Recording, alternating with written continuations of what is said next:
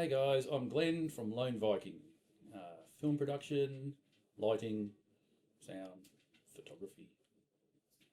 I suppose I wanted to get into film way back when I saw this film called, little, by today's standards, small budget film, $10 million, called Star Wars. And I was about 8 or whatever. And after seeing that, I was absolutely blown away. I was sort of really taken by it. There were influences before that. I'd seen things like Fantasia, Ray Harryhausen's animations, the Seventh Voyage of Sinbad, Sinbad and the Eye of the Tiger.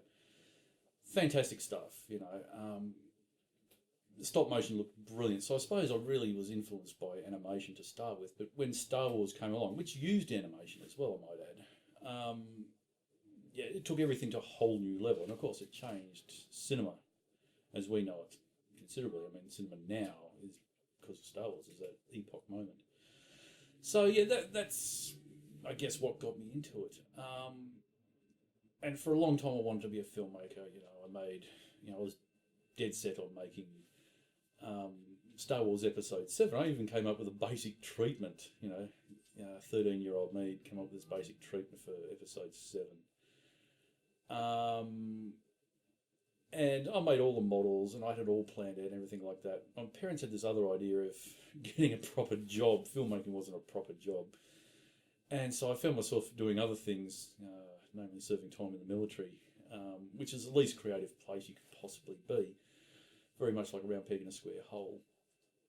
But after I'd left that and left the fire service and things, it was Peter Jackson's Lord of the Rings, which re-fired that filmmaking passion. Peter was inspired by Star Wars himself, of course, and he followed that sort of that passion, and I guess his passion flowed onto me through Lord of the Rings. Everything that he did, all the old techniques, force perspective, etc., using models and a little bit of CGI, and it all worked hand in hand to produce such a massive project. And I thought, well, why the hell can't we do that here? And it took me a long time to sort of, come on board with the filmmaking thing. And once I dipped my toe in the water of filmmaking at SAE, I think it was, no, CAE, little 10-week course in the city. I was bit, I was definitely bitten by the bug, and it feels right. So, that's how I got in. How did I get into film? Well, as I said earlier, I did this course at SAE. After that, I thought, well, that'd be great, let's do that. And I think my first film project after that was the 48-hour film competition. We were in the, I think it was the second running of the 48-hour film comp. And we didn't win anything or anything like that, but it was a hell of a lot of fun. There was only the three of us, in the team, and acting. So, it was simple stories, and it was good fun. And back in those days, the 48 hour was, kids using handy cams at times, in their shed and editing in camera. But, I absolutely knew this is what I wanted to do. And look, I took the plunge and I went to Glen, studied filmmaking there. And some of the things I sort of intuitively knew already. I was an advanced. What's the word they have for older students? I had life learning and stuff like that behind me. I was 20 years older than everybody else, pretty much. So, I went in fairly fired and full of ideas and really embraced that. And my first actual film, Torsetti, was actually made in the first year at Glen, and it scared them stupid because no one had ever, not like I can't believe it myself personally, but no one had come to a film school there anyway and wanted to make a set. So I was apparently the first person to actually ever at the school make a set. And I had sci-fi elements and, dare I say it, an explosion. When I was talking explosion, if you're talking a few sparks and things like that, nothing dramatic. I wasn't going to blow a car up but yeah, it was enough to freak the school out terribly. But Tor said I was full of fire and passion, and for this film thing, and I gave it my very, very best shot. And look, I learned a lot of things. I suppose the whole idea in the process of making that film. In terms of editing and effects and sound and all that sort of thing. So that's how I got in, and I did the second year, and of course the school already wised up to the fact that I want to do wild and crazy things that beyond the kitchen sink drama. So yeah, they certainly made my second film a hell of a lot harder to make, in every which way possible. But in terms of retaliation, I was supposed to only make a 7-minute film, and I made a 20-minute film instead.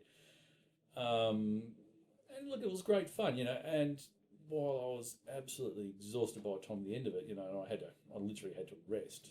I absolutely wanted to do this, but it became apparent also that to make your film projects, you had to have a good crew, people you can work with, someone who can do sound, someone who can actually use a camera, someone who could light. People who will support you, with your idea and all that sort of thing. And at that point, I really didn't have that. So I sort of opted fairly early on, even though I was doing things like first AD and producing and stuff like that, because I had those sort of skills set from the military, etc. beforehand.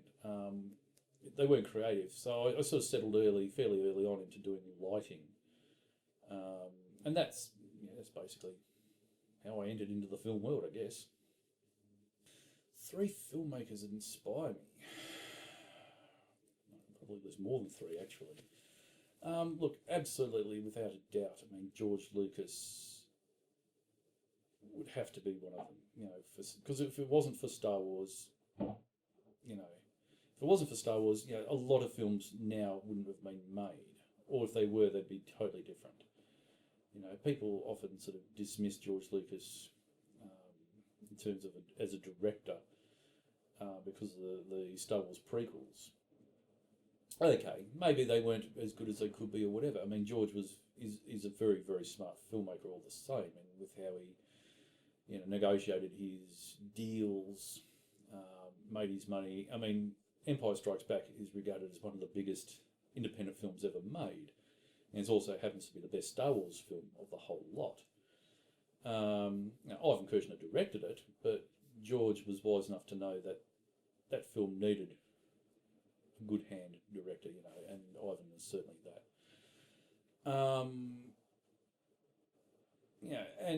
The films he's made, the Indiana Jones series of films, etc. Yeah, George, whether, he's a good director or not is another thing, but his influence in filmmaking, his vision, his passion, and what he has brought to cinema certainly has to be respected, So going with George Lucas, I suppose you'd have to then look at Steven Spielberg, and I'm very influenced by Steven. He, again, the Raiders films, Indiana Jones, I should say, Raiders Lost Ark being the first, but Close Encounters and Jaws, exceptionally good films. And, obviously E.T., George, in those series of films, George taps into that youthful element we all sort of carry inside ourselves. It appeals to kids, it appeals to adults, but deep inside, you do tap into that, the adventure of being a kid. And that's fantastic. I like that magic that he has with that. And again, I suppose Peter Jackson, again, this strange little New Zealand filmmaker who's made 3 of the biggest films all at once. That has to be admired, but you look at his early films like Bad Taste, what a hell of a lot of fun, and you could see that he understood what he wanted to do with his filmmaking. Sure, he got, with his passions, people came on board and sort of saw what he was trying to do and, raised him up. He could have been another no one if no one jumped on board. But people recognised his passion and his talents, and I suppose the sense of fun that he had with what he was trying to make. And as that continued on, Meet the Feebles, etc. Yeah, they're good films. All of them are good films. All these directors, of course, aren't perfect. They've made dud films, and I think any filmmaker makes a dud film. If I was asked to expand beyond three, I'd have to say Clint Eastwood as a director. People most know him as the man with no name, or Dirty Harry, or whatever. But I mean, you look at the films he's directed, and he's really, really switched on as a director, and he's made some beautiful films. Letters from Iwo Jima, for example, fabulous, and from the Japanese perspective, which is something you don't typically expect of an American director. So yeah, absolutely, these guys, have an influence there. What is the vision I bring to my work? Interesting question. It depends on what work I'm doing. It really depends on the film, to be honest. And I don't sort of like to try and settle on, okay, I want to just be a horror director, or I just want to make sci-fi, or kitchen sink dramas. Actually, no, I'll never be a kitchen sink drama director. Screw that. But it depends on the project. Obviously, cinema is 2 hours of escapism, basically. You go into that cinema, you sit down with your popcorn and your Coke or whatever, and you go on a journey for 2 hours, essentially. And I think my vision, I suppose, ultimately, regardless of what I make, is to be entertained. For you to go latch onto the lead character or characters and go on a journey. But every story is going to be different, and the vision for those stories is going to be different as well. But in the footsteps of Peter Jackson, I think that Australia is very down on trying to be out there on the world stage.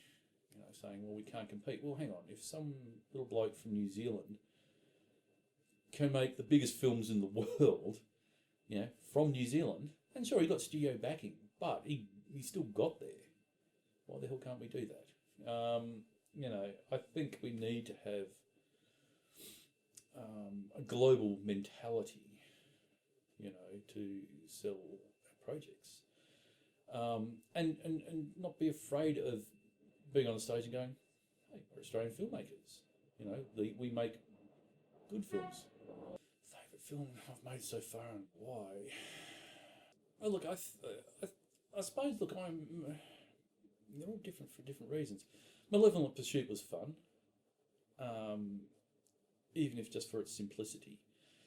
Malevolent Pursuit was a David Black written short for his Tales That Broke My Brain, and lit with literally one light and a bounce board. It's very film noir, and the only thing I had to work off quite literally was the monologue. Dave written this monologue, it went for about 5 minutes or thereabouts, and that was the brief, that make the film to go with it. And sort of I sat there and I listened to it, and I imagined sort of what went on and how it went on, and I came up with a series of sequences basically that worked with it. And I think what came out worked really, really well. There was literally just the four of us on the second night of filming for that. It was just Ben Luck, myself, Dave, and Trish, and Dia, and who else was there? A couple of others were there on the first night, but they weren't there on the second night that we filmed, and we got rained out on the first night in any case. And look, that was good fun, and obviously, post-production always takes longer than actual production, but it was great just sort of slicing this stuff together, letting the rhythm of Dave's voice. I mean, I originally, given a whole choice of different music and stuff like that, and I found putting music to the film made it less.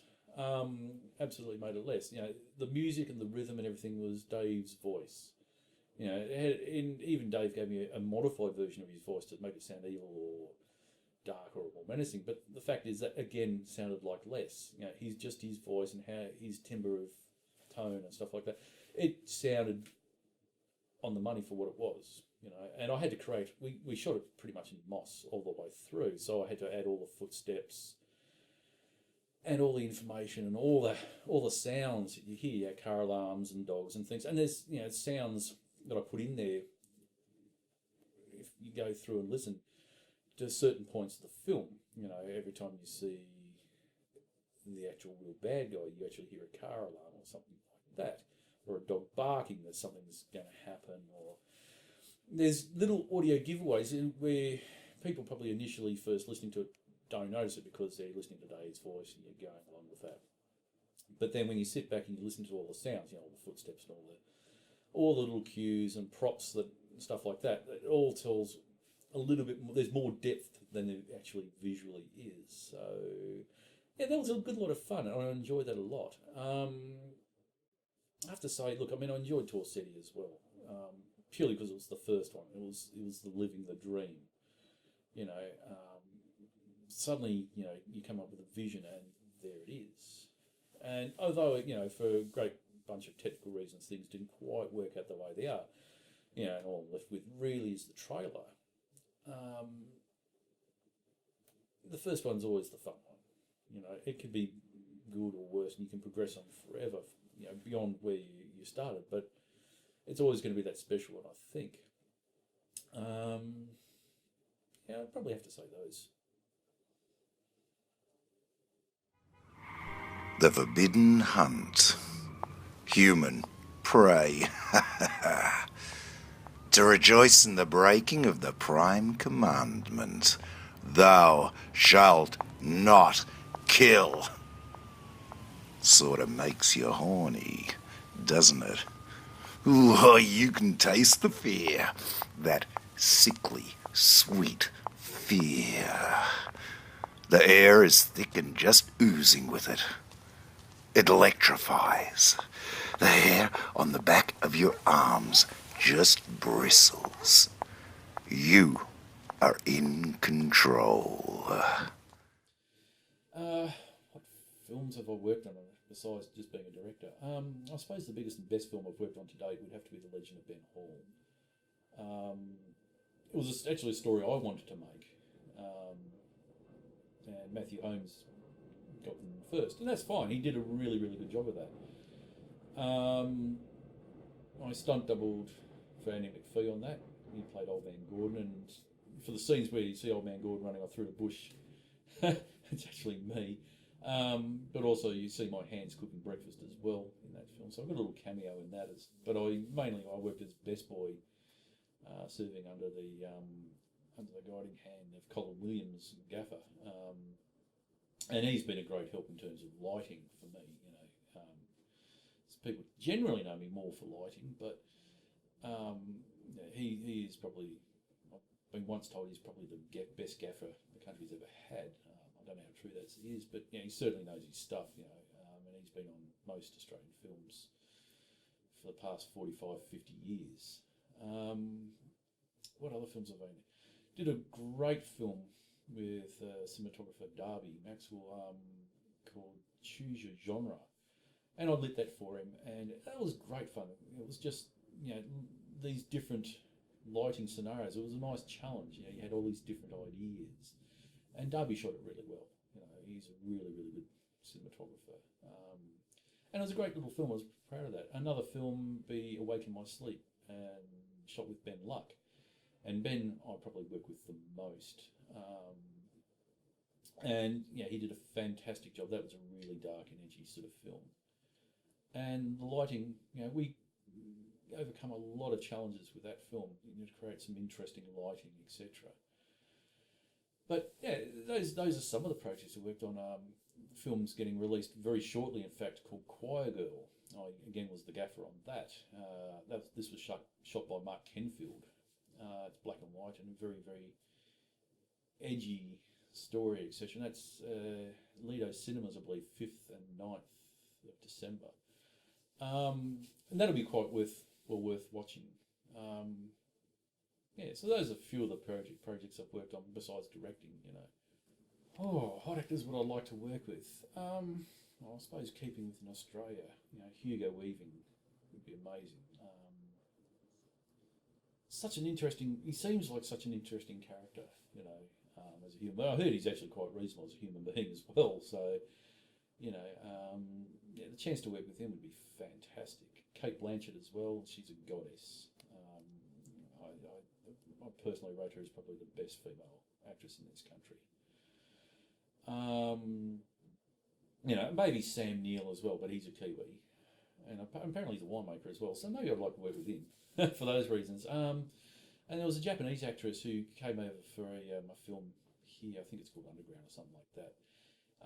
And someone who's coming from another country, so I was really quite blown away with her humility and stuff. Kaori Kawaguchi, I think her name is. Lady Samurai, yeah, fantastic person. Like, just genuinely humble. You know, she came over, introduced herself, talked, posted photos. There was no airs or graces or any of this nonsense. She was just straight down the line, and I like that. You know, that works for me. You know, and regarding how I choose actors, well, that's a good point. I'd probably come back to, you know, in terms of working with actors is, you know, you come over with your head halfway up your backside. Well, it's not going to work for me. You know, I want to be able to communicate with you as a human being and work with the idea, not pander to your ego. So, you know, and so those are, I suppose, some of the actors I'd like to work with. What film I'd like to try and make? Okay. Oh, I've got so many different ideas, you know, biopics, etc. And I think that a biopic would be actually fun to do. You know, character of history. You know, it becomes a period pick, I suppose. I think that'd be fun. You know, taking us outside of our current here and now, and it answers. You know, goes hand in hand with what I was saying earlier about you know, visions for films. Is, you know, going beyond, you know, kitchen sink everyday life of now and stepping into another world. You know, be it in the past or the future. You know, a story is a story. You know, and you can tell the same story in space as you can say in the Wild West or in a rom-com or a romance film. It'll still be the same story. You know, you still got the same beats, the same elements. The characters might be slightly different, and what they do in life is slightly different, but there's still the same story. So yeah, probably a good biopic would be fun. Sci-fi is always my soft spot.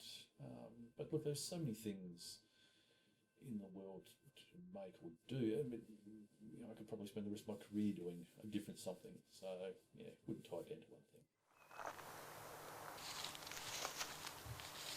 So this is leading up to our camping site. They like rocks, so I'm going to sprinkle them in the rocks a bit more,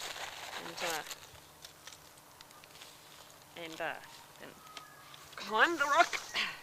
This job's all about risks. This job, it's you know, you gotta put in the time and the. Shit, Ryan! What? Zoom in on that. Zoom in on that. That is drop bear feces. We are so close. Oh my God. What I've heard is they would, they don't like human scent. So us getting closer to them like this could actually scare them off. So this is real. This is real. Wow. There, I can smell the raisins in it. The currants, I can smell the currants. I am going to, it's an amazing texture, actually.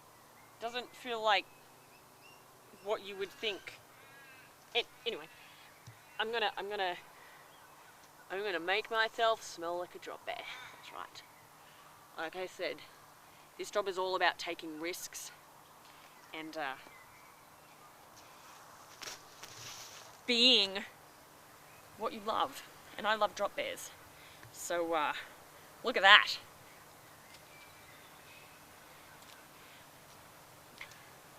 right. I think we need to... I'm going to take this. I think we should keep this. I'm going to keep going with the... You should put some on, Ryan. Ryan, put some on because you're going to scare them off because they don't like human scent. There's lots of it. To shoot you if I... What am I working on? I'd have to shoot you if I told you. Working on... I've got a few projects in the pipe works at the moment. We've not long done the 48-hour film comp, and there's a little bit of work to do on tidying that up, and I'd like to expand that story just a little tiny bit more, just to break free of the constraints of the 48. Maybe make it a 10-minute film as opposed to 7. But just a little bit of extra information and all that sort of stuff. But there are other projects coming up in the new year. I mean, I'm studying at the moment, so that taking a bit of time. But next year I've got a couple of feature films, of which I'm either lighting both, obviously, and producing on one of them. There's a web series that's in the works. There's a short that's in the works, and I've got various other things on the go. Obviously, I'm not mentioning names and real details because you don't do those sort of things. But yeah, I've got stuff in the works at the moment. But like I say, as I said, I'm also studying at PSC, photographic school, so that's keeping me on my toes as well. There's only so many hours. I've got to sleep somewhere in there. Even if it's only 4 hours, but that's what I'm doing at the moment. The biggest challenge for the Australian film industry? Well, I don't think there's one thing. Actually, I read an interesting article about a week or two back about, who was it? I'm just trying to think what the actor was, but basically described the Australian film industry a bit like the car industry with better sets. It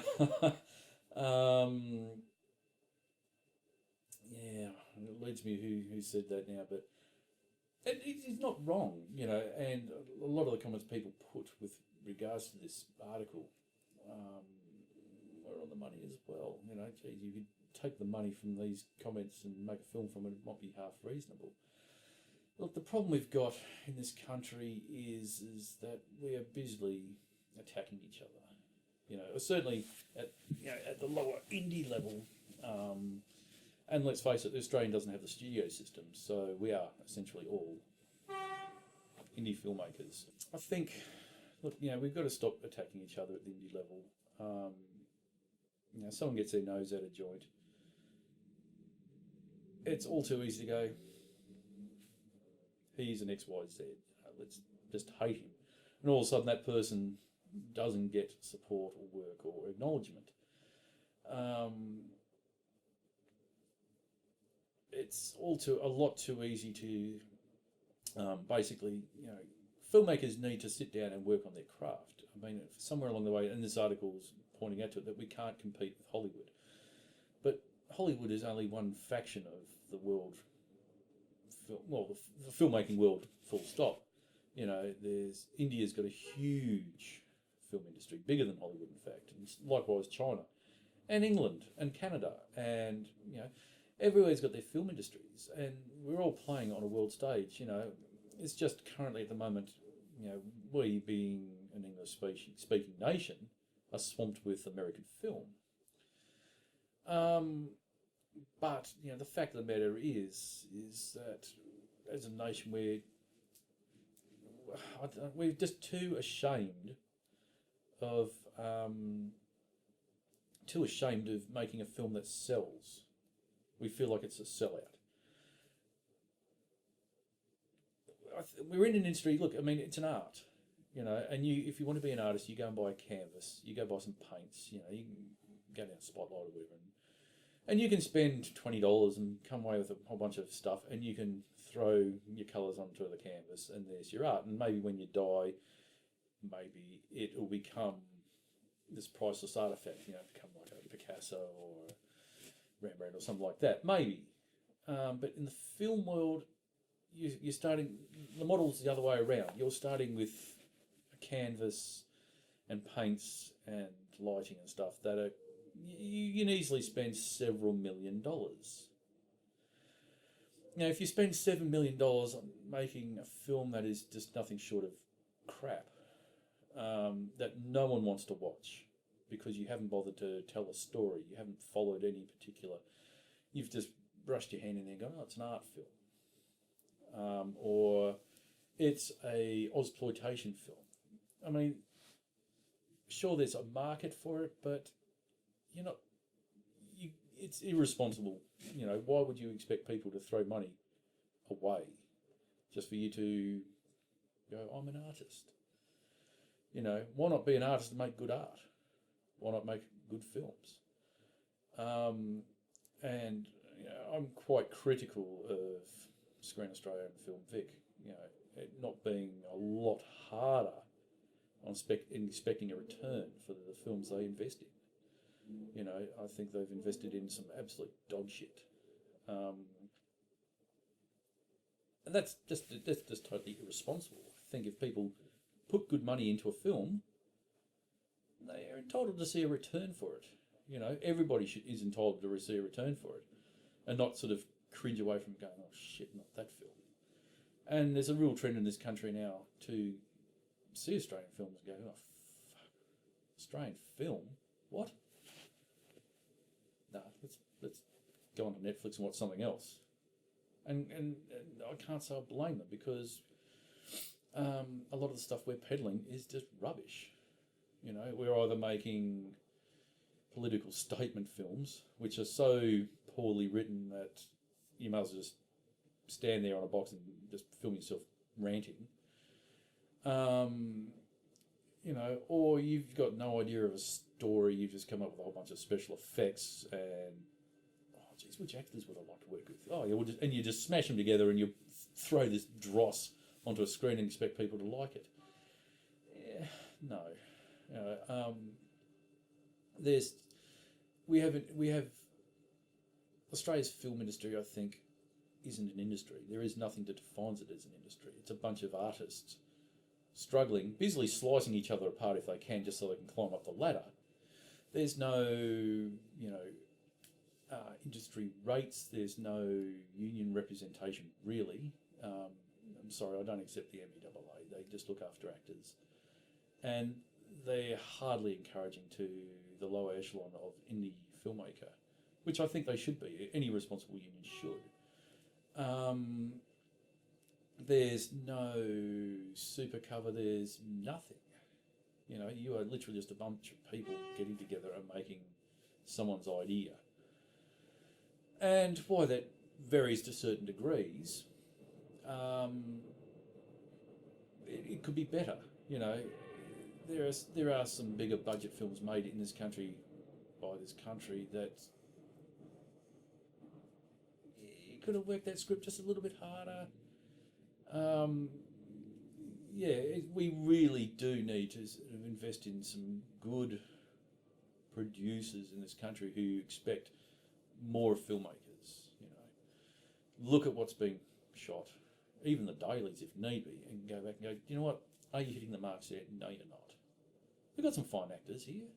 We truly do. I think, there's no reason why we can't make a film in this country that can take on Hollywood. All it takes is a bit of money. Well, sure, if you don't think it's worth it, don't invest the money, because, well, up to this point, we're making pretty shitty films. We haven't always made shitty films. We produce a nugget of good here and there and whatever. Yeah, we could do better. And it's really up to us, filmmakers, really, to have a good, honest, hard look at ourselves and go, do you know what? Enough wanking. Pardon me for saying so, but, enough masturbation. Let's be serious about what we're trying to make here and make a genuine story that works. And sells and people and captures the world imagination, and whether you have to do that with collaboration with the Chinese or the Indians or UK or wherever, it doesn't really matter. You're not selling out. You're looking after an industry, and that's really all of us, our responsibility. To look after us. What makes a good name for a production company? One that captures the imagination, I suppose, maybe. One that represents don't know. Depends whose production company it is. Tamanari, for example, that's a production company. I'm assuming. Sounds like something you dip your sushi into, but anyway, I don't know. What is a good name for a production company? That sounds like a joke that we need to know the punchline to. Look, I'm sure there are any number of good production companies with names out there. So.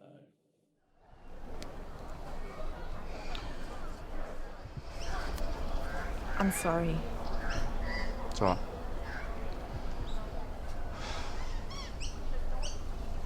Kate loved this place. She always had a bit of a green thumb.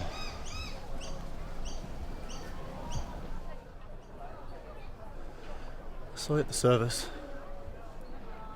She would have liked that. I know.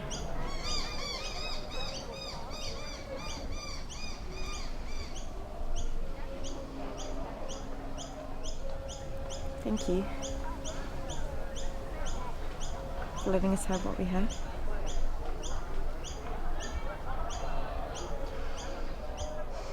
It's who she was. It's not like I had any say in the matter. I'm sorry. Oh, process for choosing actors.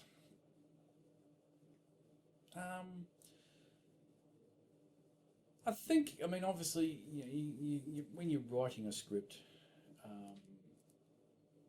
you've got something in mind. You don't write into the ether. You've seen a particular person, you've imagined a particular person, or you've seen someone that you might be your great aunt, and you've got this idea of a personality, for example. So, I suppose you look at that character. And obviously your great aunt has probably fallen off the perch, or you just simply wouldn't act with family members anyway if they're not actors. But you look for someone who fits that bill, either in look, if they're hard-edged, or if they're a sympathetic character, you go for softer edge. But you look for a level of performance as well. What they can bring to the table. And I'm sort of one of those sort of people when I direct it. It's a collaborative process, you have an idea in your head what you want to see and do, but you've got to allow room for camera to put their spin, with lighting, and sound obviously imposed, and actors are the same sort of thing. They'll sort of take on board, if you provide them with the right information, the right notes, and you've been successful in selecting the person that you've really wanted to work with, And I'm not talking about going after names.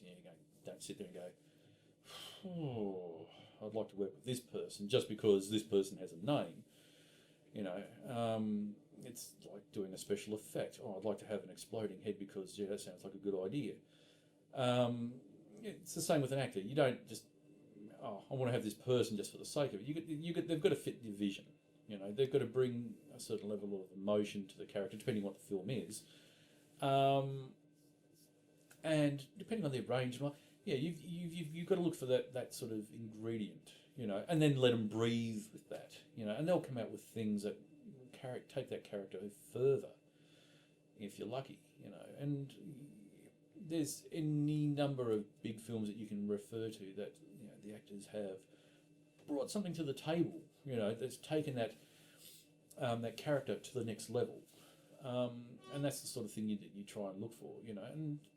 Again, I've seen plenty of Australian actors in this country, even at the lower echelons, who have a certain something that they can bring, a certain range or a certain performance or whatever, for any particular film that you care to think of. Pardon me. So that's typical where I go from, and it's sort of an intuitive feeling. You feel something. It's everyone's different, And the other thing is also, once you've picked your actors or whatever, you've got to see how they work together. If they don't work together, if there's no chemistry, then, you know, say you got a romance scene, a sex scene or something. You know, romance scene. You know, you've got two characters. You've got to have a spark. You've got to feel a passion. You don't. Otherwise, you end up with two people just looking at each other, and it's like, yep, not feeling the fire here. You know, so you've got to have that spark. You've got to have those something working there. Biggest challenge encountered in film. I'm guessing that's more than just being a director, of course. Look, yeah, it comes back to the problems in our industries. There is so much bigotry and bias and poor attitude in our industry, because, you know, just because someone's got their nose out of joint, feel that we should all be on our knees bowing and praying because someone's written a load of garbage that honestly you wouldn't use the paper to put under your cat food. It really is a problem in this industry, you know. And speaking certainly obviously of Melbourne, you know, our indie industry is a mess. You know, there needs to be a lot more cohesiveness. There needs to be a lot more kindness. There needs to be a lot more support. There needs to be a lot more understanding. And in terms of discrimination, etc., you know, we're heavily stuck into you know, the male filmmakers don't want to work with the female filmmakers. Well, it's not actually true. I've never seen it ever. But so you've got the whole gender bias thing. Then you've got ageism. You know, the young filmmakers coming out of film school, you know, working with some of the older, experienced people, and because you come out of film school thinking you're bulletproof and you know, and you're the first person to come out of film school, so therefore you have all the answers. You know, what would these old people know? If they knew any better, they'd be doing better, surely. And that's probably based on ignorance, because, you know, our Australian industry is in such a mess at the moment that no one's going to be much bigger than where they are unless they go overseas. Yeah, that's the biggest things I've encountered. You know, it's just people are well and truly, they think they're in Hollywood, they aren't. You know, we're still in Australia. We're all, you know, most people are still working second jobs and indulging as part-timers in the film industry. There are very few full-time practitioners, and if, you know, in the film industry we look at TV as well. You know, you go on and work on Neighbours or something, or some of the TV stuff. But, you know, TV is dying in this country. You know, most people are using online, you know, Netflix, etc. So that's only got so much life. You know, we don't evolve. We're so inflexible. You know, we're not anticipating. We're not at the cutting edge. We aren't working that way, and we should be. And we shouldn't be pissing on people who try and do that. You know, all right, there are people who get on their ego trip and, you know, and think they're the greatest thing on earth. Well, okay, let them. The world has its way of sorting people out from that sort of thing. So you're only going to go so far. But yeah, we honestly need to treat the industry as a genuine industry, not as an art, and start looking that ways. And that's the only way forward that I can see. And yeah, that's certainly one of the absolutely one of the problems I've encountered. You know, I mean, I'm not particularly long term in this industry by any stretch. You know, I've done 10 years now, I guess. And I've been fortunate enough to work on a good number of really good films, both feature and short. But having experienced in, you know, in a unionised work or workplaces, you know, where whether people don't like each other or not, you're still pulling in the same direction. There is nothing like that going on in our industry, and that's why it's not an industry, because you've just got a collection of people pulling in different directions. There's no one central thing driving us. Yeah, there's no unity, nothing like that. Until that changes, you know, it's just going to stay that way, you know. And in that, we are going to be food for the sharks, who are in the industry, who, you know, wake up one day and go, hey, I've got 20 grand on, I'll make a film. and I'm going to make it all for myself, and, you know, these guys, they like the idea, but screw paying them. You know, don't want to pay them. Yeah, that's again, it's a much bigger problem than even what I've just said here. So yeah, what the way forward is anyone's guess. But those are certainly the problems, you know, and yeah, that's it. That's the only way we can get through it is by turning that around, and everyone has to do it. Aspiring filmmakers. Well, look, I mean, coming from 10 years after now, I'd have to say, yeah, make sure you've got another job. And look, I mean, I've actually made a living for the past 10 years in this industry, amazingly. You know, it hasn't been so good this year, although it hasn't been bad. You definitely need that stability, and there isn't that in the Australian film industry. But certainly, if you want to make a film, if you've got a passion for story, and yeah, give it a shot by all means. You know, there's nothing better than coming up with an idea, a tale, an adventure, or whatever. Having it made, seeing it made. You know, seeing all the components working together when it happens, and seeing the outcome of that, and then slicing it together and putting a musical score, and then seeing it on the big screen. Wow. Okay, nothing beats that. You know, it's the same, almost the same sort of feeling as of being a musician. You play on stage. You know, you spend hours and hours and hours and hours practicing, and then you rehearse with a band, and then you finally play, and then people sit there and they go, "Hey, yeah, it's not too bad," you know. Or that's worth listening to, or whatever the case may be. Yeah, there are the rewards. So absolutely give it a go, you know. But, you know, the reality is, right now, the way our state of our industry is, don't expect yourself to be getting an Oscar anytime soon.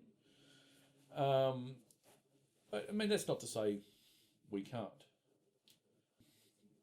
To all the filmmakers out there, you know, regardless of who you might be, yeah, you know, keep plugging away at doing what you do. You know, learn from what you do. Keep working hard at what you do.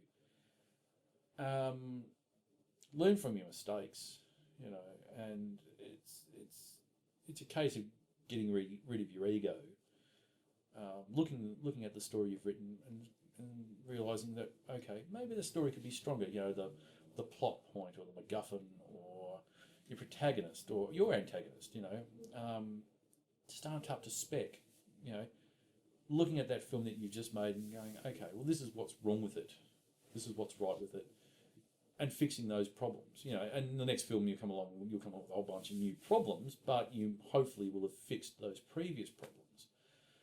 Yeah, by all means, I mean, absolutely keep working at doing what you're doing. You know, it is a good industry. It's not a hard industry by any stretch of the motion. I mean, if filmmaking was easy, in terms of all the troubles that, you know, I've mentioned previously, weren't there, I think everybody would be bloody doing it, because it is genuinely so much fun. You know, and you know, I've got, as much as I've got 1,000,001 stories of bad things happening on set. Wow. Yeah, there's also any number of good stories as well. You know, that, you know, you find inspiring, people's performances, etc. You know, sometimes things just click like that, and it's magic. You know.